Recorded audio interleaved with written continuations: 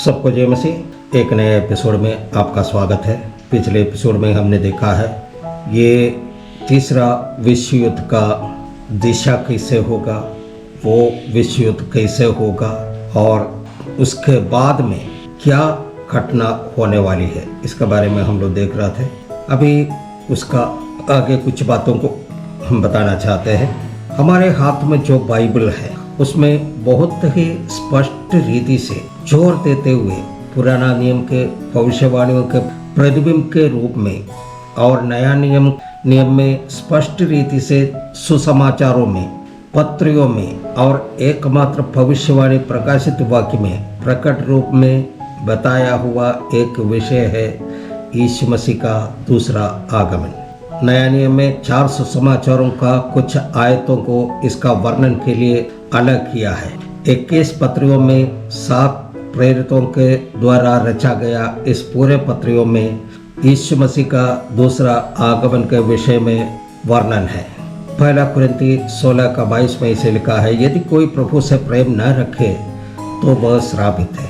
हमारा प्रभु आने वाला है। फिलिपियों की किताब का 2-3 अध्याय उसका 20 और 21 में ऐसे लिखा है, पर हमारा स्वदेश स्वर्ग पर है और हम पर उद्धारकर्ता प्रभु यीशु मसीह के वहां से आने ही का बाट जोह रहे हैं। वो अपनी शक्ति और उस प्रभाव के अनुसार जिसके द्वारा वह सब वस्तुओं को अपने वश में कर सकता है, हमारी दीनहीन देह का रूप बदलकर अपनी महिमा की देह के अनुकूल बना देगा। पहला थिस्सलुनी उसका 4 अध्याय 16 और 17 वाक्य में ऐसे लिखा है, क्योंकि प्रभु आप ही स्वर्ग से उतरेगा, उस समय ललकार और प्रधान दूत का शब्द सुनाई देगा और परमेश्वर की तुरही फूंकी जाएगी और जो मसीह में मरे हैं वे पहले जी उठेंगे। तब हम जो जीवित हैं और बचे रहेंगे उनके साथ बादलों पर उठा लिए जाएंगे कि हवा में प्रभु से मिले और इस रीति से हम सदा प्रभु के साथ रहेंगे। पहला थिस्सलुनी 5 का 2 में इसे लिखा है, क्योंकि आप ठीक जानते हो कि जैसा रात को चोर आता है वैसा ही प्रभु का दिन आने वाला है। इब्रानियों की किताब का 10 का 37 में इसे लिखा है, क्योंकि अब बहुत ही थोड़ा समय रह गया है जबकि आने वाला आएगा और देर न करेगा। जैसे याकूब की पत्री 5 का 8 में लिखा है, यहूदा की पत्री 1 का 15 में लिखा है, पहले यूहन्ना 2 का 28 में लिखा हुआ है। यह केवल नहीं, प्रकाशित वाक्य 22 का 20वां आयत में ऐसे सैकड़ों वचन यीशु मसीह का दूसरा आगमन के विषय में है। अभी एक बहुत बड़ा सवाल लूका रचित सुसमाचार में है। लूका 18 का 8 में ऐसे लिखा है, मैं तुमसे कहता हूँ वह तुरंत उनका न्याय चुकाएगा। तो भी मनुष्य का पुत्र जब आएगा तो क्या वो पृथ्वी पर विश्वास पाएगा? ये बहुत बड़ी एक सवाल है।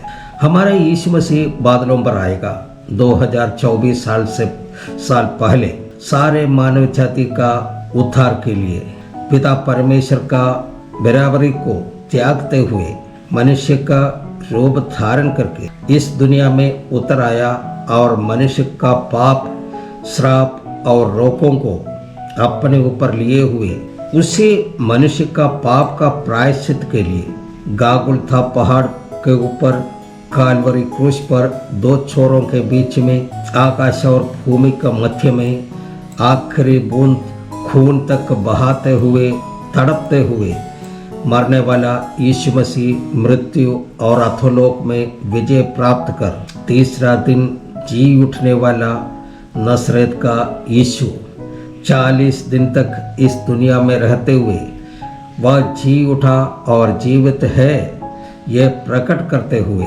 अपने चेले लोगों को सामने स्वर्गारोहण करते हुए अपने प्यारे चेलों को जैसे वो जा रहा है वैसे ही वापस आएगा, ये वादा करते हुए जाकर अपने पिता के दाहिने ओर बैठा।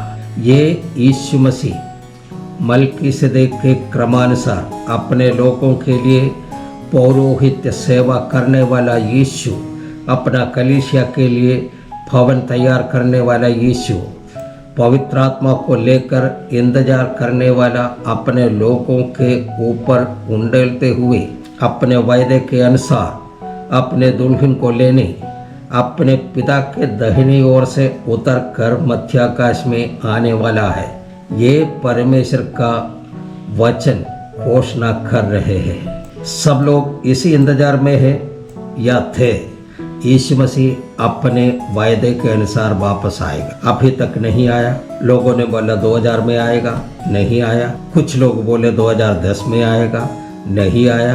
कुछ लोगों ने बोला 2012 में आएगा। उसका हॉलीवुड में सिनेमा तक बनाया और लोगों को बताया तैयार रहे, लेकिन नहीं आया। बाइबल में कहीं नहीं लिखा है यीशु मसीह 2000 में आएगा या 2012 में आएगा। और बाइबल पढ़ने वाला व्यक्ति ये बोल भी नहीं सकता है। अभी लोगों के मन में यही है कि सचमुच में यीशु मसीह आएगा या फिर नहीं आएगा। इतना दिन इंतजार किया, नहीं आया। इसलिए क्या हुआ है, एक एग्जाम्पल बताते हैं आपको। आपने और सबने देखा है फायर स्टेशन को, जो अग्निशमन केंद्र है, उसके बारे में बताते हैं। आप लोग सब जानते हैं ये एक आपातकालीन सेवा है, इमरजेंसी सर्विस है। इस विभाग का कर्मचारियों को हमेशा तैयार रहना होता है, अपने शरीर को फुर्तीला रखना है, विशेषया अग्निशमन गाड़ी के ड्राइवर को, क्योंकि टेलीफोन के घंटी बजते ही बिना देरी के चल पड़ना है। उनका रोज करने वाला काम का एक चेकलिस्ट होता है। सवेरे गाड़ी का कंडीशन चेक करना है, clutch, brake, battery, self, tyre pressure, lights, diesel, ये सारे का सारे गाड़ी का जो कुछ भी आवश्यकता है चलने के लिए, वो सारे पार्ट पुर्जों को चेक करना है। उसी का डीजल चेक करना है, टायर चेक करना है, बैटरी चेक करना है, सब कुछ चेक करना है। इसके अलावा उनका गाड़ी का जो टंकी है, जो पानी जो भरना रहता है, उसको भी सही रखना है। उसका वाल्व सही है, उसका हॉस पाइप सही है, ये सारा चीज़ उसको हर रोज़ चेक करना है। ये रूटीन हर रोज़ चलते रहना है। उसका ड्राइवर रोज़ गाड़ी स्टार्ट करके देखता है, सब चीज़ सही चल रहा है। एक दिन बीत गया, घंटी नहीं बजा। एक सप्ताह बीत गया, घंटी नहीं बजा। एक महीना बीत गया, घंटी नहीं बजा। फिर भी रूटीन ये चलता रहा, हर रोज का काम चलता रहा। 2-3 महीने तक रूटीन चलता रहा। उसके बाद अग्निशमन गाड़ी के ड्राइवर ने सोचा, अभी इतना दिन से घंटी नहीं बज रहा कि आज छोड़ो, आज थोड़ा आराम करते हैं। उस दिन भी घंटी नहीं बजा। दूसरा दिन आलस हो गया। फिर ये आलस लंबा चलता गया, घंटी नहीं बजा। फिर गाड़ी चेक करना ही भी छोड़ दिया। ड्राइवर का देखा देखी बाकी कर्मचारी भी आलसी हो गया। 1 महीना, 2 महीना, 3 महीना, 6 महीना, साल बीत गया है। गाड़ी एकदम बिल्कुल छोड़ दिया। इनका रूटीन ख़त्म हो गया। इनका आलस के चलते इनका शरीर का क्षमता ख़त्म हो गया, सब कुछ ख़त्म हो गया। अचानक एक दिन टेलीफोन का घंटी बजता है। ड्राइवर जल्दी से उठ करके गाड़ी के पास दौड़ता है। गाड़ी स्टार्ट करना चाहा, सेल्फ नहीं ले रहा, बैटरी डाउन हो गया, स्टार्ट नहीं हो रहा, टंकी में पानी नहीं है, सब ठप हो गया। इसी तरह हम सब यीशु मसीह का आगमन का और उनके साथ स्वर्ग राज्य जाने के लिए तैयार होकर के आराधना में, प्रार्थना में, वचन पढ़ने में, पढ़ाने में, बाइबल पढ़ने में सब नियमित रूप से कर रहे थे। चलते रहा। 2000 साल में यीशु मसीह आएगा, आया नहीं। 2010 साल में आया, नहीं आया। 2012 में आया, नहीं आया। यीशु मसीह नहीं आया। अभी 2024 का साल चल रहा है, यीशु मसीह अभी तक आया नहीं है। सब पास लोग, विश्वासी लोग, कलीसिया सब ठंडा पड़ गया। प्रार्थना कम हो गया, आराधना कम हो गया, कलीसिया जाना छोड़ दिया, विश्वास से पीछे हटने लगा। इसलिए यीशु मसीह यह सवाल उठा रहा है। लूका 18:8 में, मैं तुमसे कहता हूँ वह तुरंत उनका न्याय चुकाएगा। तो भी मनुष्य का पुत्र जब आएगा, यानी कि यीशु मसीह कलीसिया को लेने के लिए जब आएगा, तो क्या वो पृथ्वी पर विश्वास को पाएगा? लेकिन सच्चाई ये है, यीशु मसीह आएगा, यीशु मसीह आएगा, यीशु मसीह जरूर आएगा। तीसरा, विश्व युद्ध से पहले दुनिया का इतिहास का दूसरा अति महत्वपूर्ण घटना इस पृथ्वी पर होना है। पहला घटना ये था कि दुनिया का इतिहास को दो हिस्सों में बांट करके, यानी कि एडी और बीसी, यीशु मसीह का जन्म हुआ। वह एक दृष्टांत के रूप में हमारे सामने है। दूसरा ऐतिहासिक घटना ये होने वाला है, वो है यीशु मसीह का दोबारा आगमन। जैसे पहले हमने बताया कि तीसरा विश्व युद्ध का एकमात्र कारण इस्राएल है। ऐसा क्यों हमने बोला है, इसको हम थोड़ा सा देखेंगे।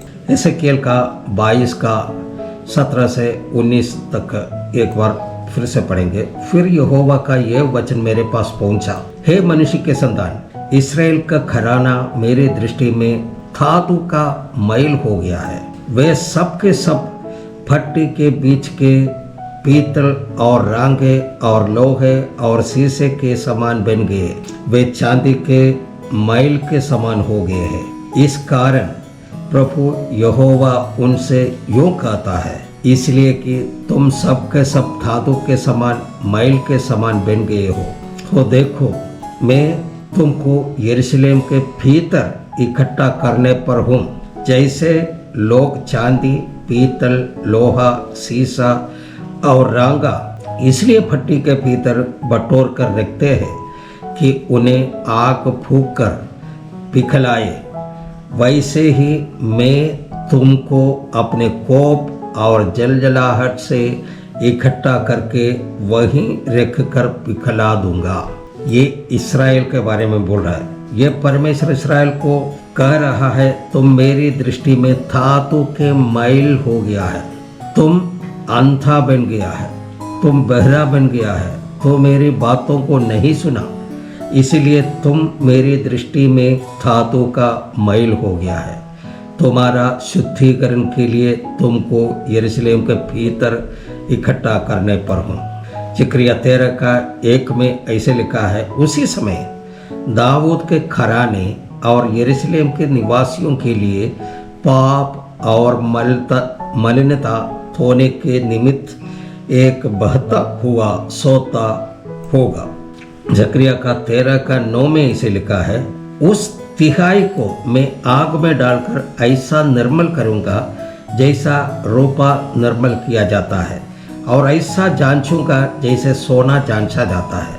वे मुझसे प्रार्थना किया करेंगे और मैं उनकी सुनूंगा। मैं उनके विषय में कहूँगा, ये मेरी प्रजा है, और वे मेरे विषय में कहेंगे, यहोवा हमारा परमेश्वर है।